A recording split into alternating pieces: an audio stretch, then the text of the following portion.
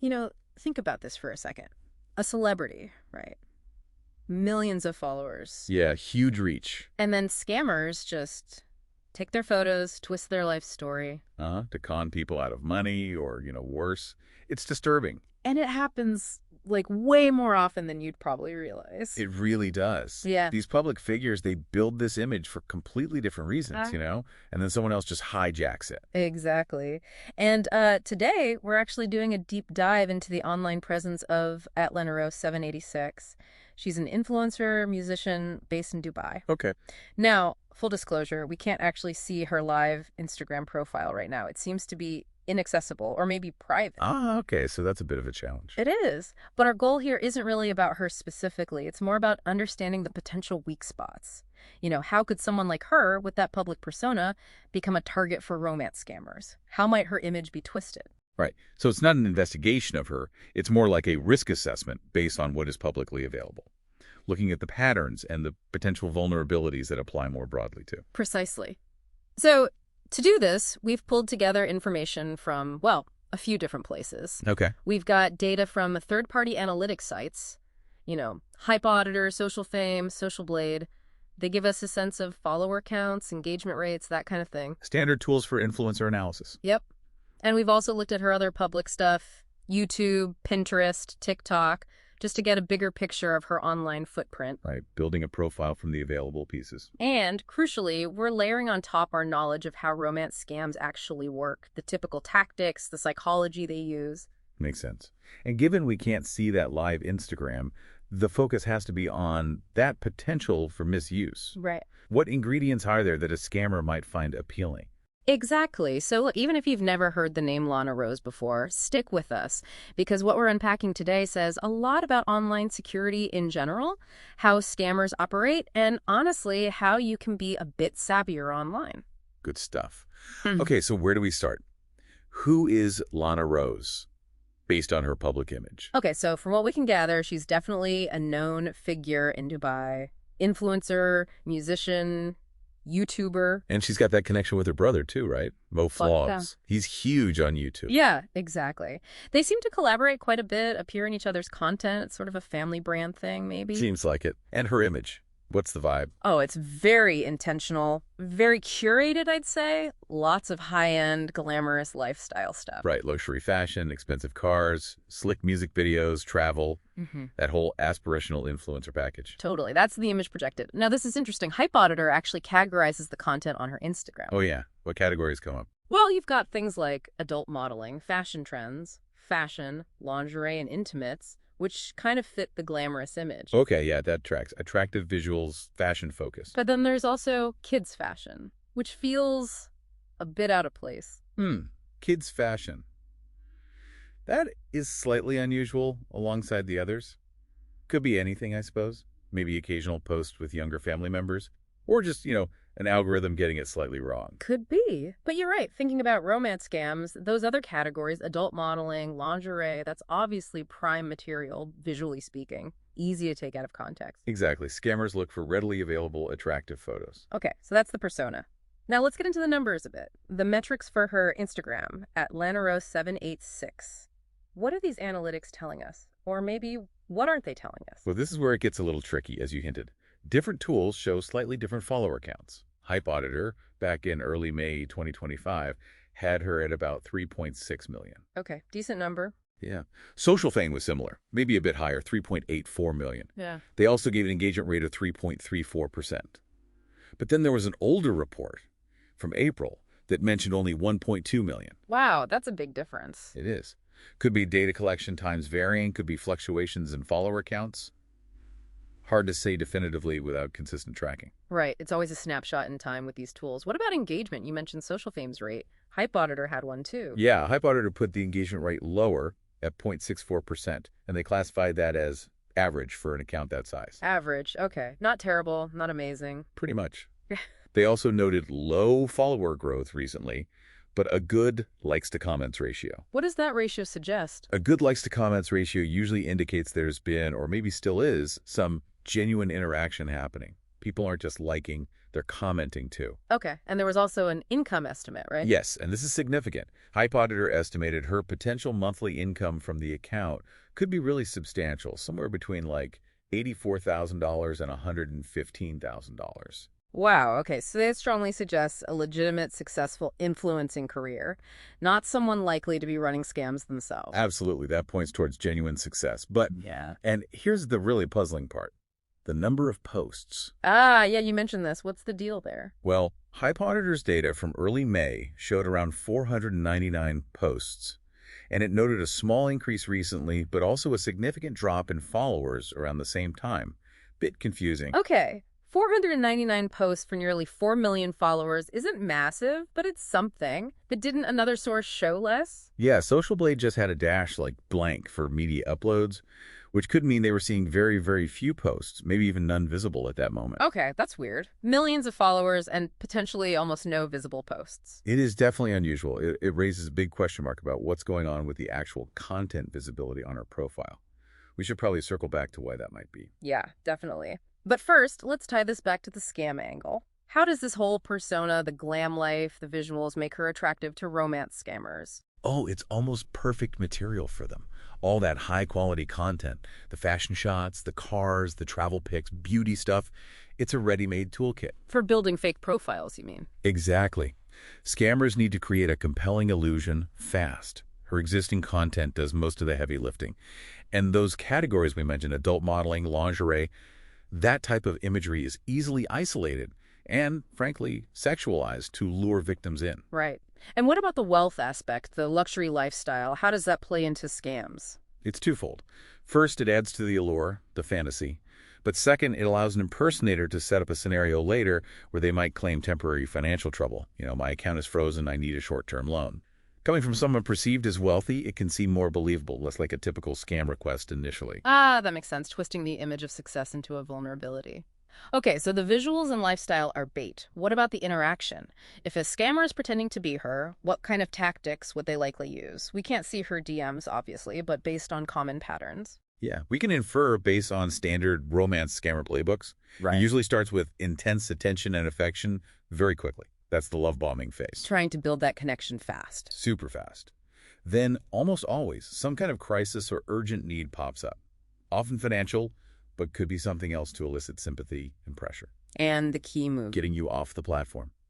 They'll push to move the conversation to WhatsApp, Telegram, email, somewhere less moderated, where the platform's safety tools are less likely to catch them. Right, into the shadows. Okay, let's go back to the real account stats for a sec. That average engagement, the low growth, does that matter much to an impersonator? Does it make her less of a target? Not necessarily. While those metrics might seem a bit underwhelming for the real account, an impersonator doesn't really care about building genuine engagement. They're relying on the stolen photos and the name recognition. So the static appeal is enough. Pretty much. And that good likes to comments ratio we saw in the data, that actually suggests there was real interaction historically, which lends a kind of borrowed credibility to the persona, even if the scammer's fake profile has none. Okay. You also mentioned something called AQS, Audience Quality Score. Right. That's a metric analytics tools used to estimate how many of an account's followers are likely real, active users versus bots or inactive accounts. So on a fake profile impersonating Lana Rose, what would we expect to see? You'd likely see a very low AQS. That would be a big red flag. Lots of fake followers, maybe weird engagement patterns. It's a signal the account itself isn't authentic. Got it. Okay, let's tackle that puzzle. The potentially very low number of posts on the reel at Lana Rose 786. We saw the discrepancy, maybe 499 historically, maybe close to zero now. What are some non-scam reasons for that? There are actually quite a few legitimate possibilities. Influencers frequently curate their feeds, archiving or deleting old posts to keep a certain aesthetic or maybe pivot their brand. Okay, like spring cleaning for Instagram. Sort of, yeah. Privacy concerns could also lead someone to remove content, though maybe less common for such a public figure. Technical glitches happen, maybe posts aren't displaying correctly. Sure. Account compromise is another possibility.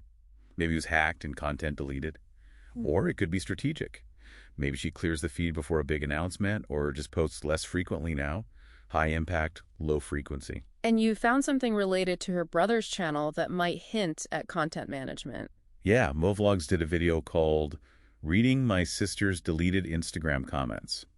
The title itself shows they actively manage comments, deleting them. It suggests that removing content isn't unusual for them.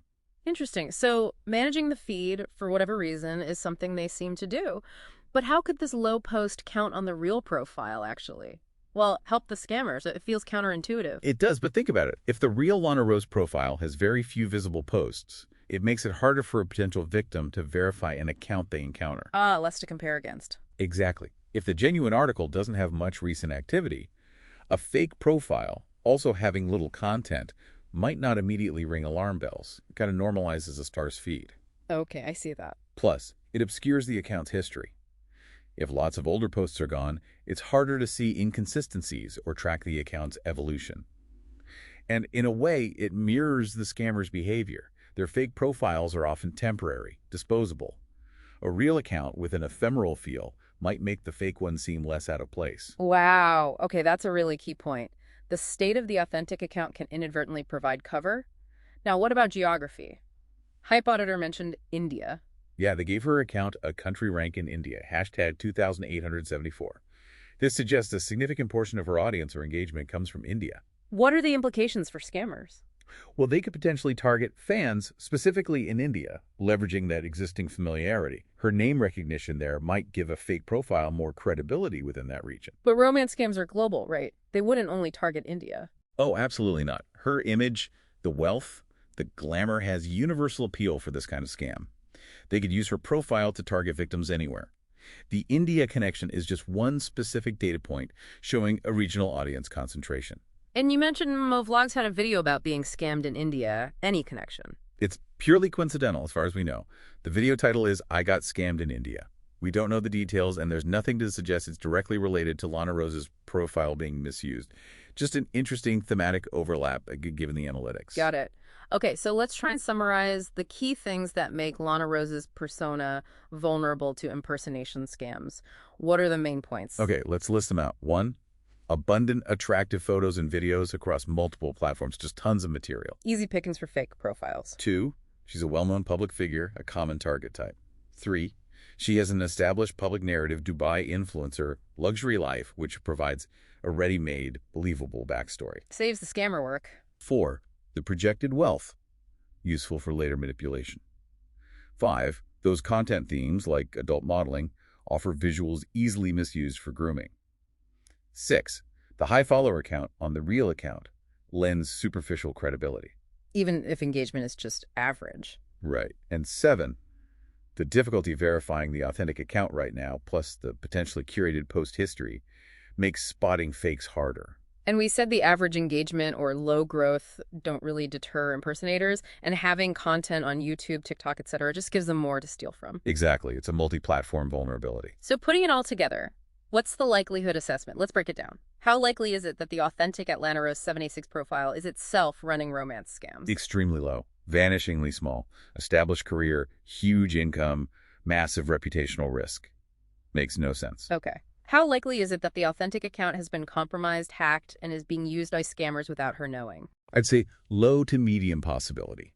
High-profile accounts are targets, but you'd expect it to be noticed and shut down relatively quickly. The current inaccessibility might relate to a security issue, but that's pure speculation. Her brother warning about fakes suggests they are aware of hacking risks. Right. So the big one. How likely is it that scammers are creating completely fake profiles using her pictures and name to run romance scams? Very high. Extremely high, even. Her persona ticks all the boxes for an ideal impersonation target. Attractive, well-known, lots of content, luxurious lifestyle narrative. It fits the scammer template perfectly. And this isn't unique to her, right? This happens constantly. Constantly. The FTC warns about celebrity impersonation scams all the time. We found some general mentions online of scams involving Alana, but we need to stress there's no evidence that those were specifically about this Lana Rose. It just shows the pattern is common. Okay, so for anyone listening, if you suddenly get a message request from a profile that looks like Lana Rose, or any celebrity really, what's the immediate advice? Extreme caution. Default to skepticism. Don't get starstruck. Good point. What specific checks can you do? Do a reverse image search on the profile picture. See if it pops up elsewhere, maybe a link to warnings. Look for the verification badge. But remember, even those can potentially be faked or misleading on some platforms. And scrutinize the profile itself. Absolutely. Look at the fake profile. How many posts does it have? When was it created? Often, scam profiles are very new with few posts. Check for weird grammar or phrasing in the bio. Any inconsistencies. And the absolute don'ts. Never, ever send money. Never share personal details, bank info, passwords, anything sensitive, no matter how convincing or emotional the story gets. What about moving the chat? Big red flag. If they immediately push you to leave Instagram or Facebook and go to WhatsApp or email, be extremely wary. That's a classic scammer move. And fundamentally, Trust your gut. If something feels off, if it seems too good to be true or just yeah. weird, it probably is. Back away. And if you do suspect a fake or get scammed, Report the profile to the platform immediately. They have reporting tools for impersonation and scams. If you've lost money or shared info, report it to law enforcement and also to bodies like the FTC in the U.S. or your country's equivalent, like the IC3 Internet Crime Complaint Center. Okay. So wrapping this up, the key takeaway regarding Lana Rose isn't that her real account is doing bad things, but that her public identity is just incredibly vulnerable to being stolen and misused by others. Precisely. The main risk is impersonation, leveraging her success and image for criminal purposes. It highlights the danger of digital identity theft on a large scale. You know, this whole deep dive focusing on just one influencer's potential vulnerabilities, it really throws a spotlight on a massive issue, doesn't it? It really does. Like in this digital age where anyone's photos, anyone's life story snippets can be copied, pasted, manipulated. What does online identity even mean anymore? And, who's responsible for tackling this? Is it just on us as individuals to be constantly vigilant? Or do the platforms have a bigger role to play in stopping this kind of deception? Especially when someone's entire public persona can be so easily weaponized. That's the big question, isn't it? It's definitely something for all of us to think about long after we finish talking about it here. Staying aware, being cautious, and maybe sharing what you learn. That's probably the best defense we have right now.